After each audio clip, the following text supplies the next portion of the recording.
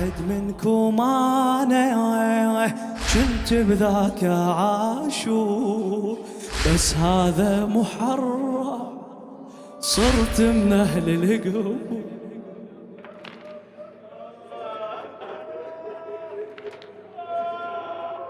اتمنى ارجع له وافترب له فعليكم، لو ذرة تراب انقلب تسحق على رجليكم. يقول انا مختنق بالقبر، الروح مختنقة ترى مشتاقة ترجع ليك. انت عيش الموقف هذا، عيشه. وشي يوصي بعد؟ فدوى اذكرون بدعا يا اخوان ما وصي.